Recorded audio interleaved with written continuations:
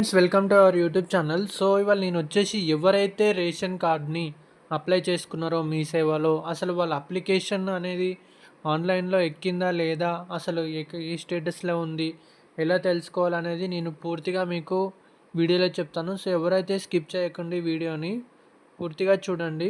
Friends, ఒక చిన్న request, ఎవరైతే మన ఛానల్ని సబ్స్క్రైబ్ చేసుకోలేదో ఇంకా ప్లీజ్ ఛానల్ని సబ్స్క్రైబ్ చేసుకోండి, వీడియోని లైక్ చేయండి, షేర్ చేయండి.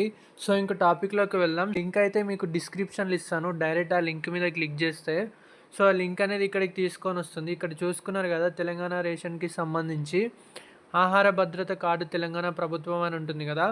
సో ఇక్కడ మీరు చూసుకున్నట్టయితే ఇక్కడ కిందికి అనగానే మనకి ఇక్కడ ఫస్ట్ ఏం చేస్తారంటే ఇక్కడ డిస్టిక్ సెలెక్ట్ అనేది చేసుకోండి.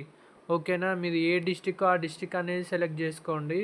సో నార్మల్గా మేడ్చల్ అట్లా ఉంటుంది కదా, అట్లా సెలెక్ట్ చేసుకొని మీ దగ్గర మీ సేవ అప్లికేషన్ నెంబర్ కానీ మీ సేవ నెంబర్ కానీ లేదంటే మీరు ఇక్కడ ఆధార్ నెంబర్ అని ఉంటుంది.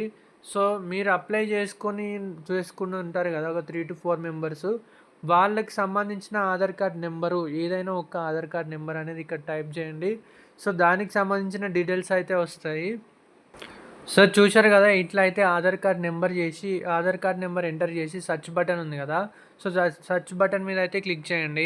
చూసుకున్నట్టయితే మీకు కింద డీటెయిల్స్ అనేది వస్తుంది. ఇక్కడ అప్లికేషన్ స్టేటస్ అయితే పెండింగ్లో ఉంది చూడండి. సో ఇది వచ్చేసి మనకి మినిమం ఒక నెల రోజులు అయితే టైం పడుతుంది, 15 నుంచి నెల రోజులు అయితే టైం పడుతుంది కంపల్సరీ. సో మీరు ఇలా అయితే కంపల్సరీ స్టేటస్ అనేది చెక్ చేసుకోవచ్చు. ఒకవేళ అప్రూవ్ అయిందంటే మీకు రేషన్ కార్డ్ వచ్చినట్టే.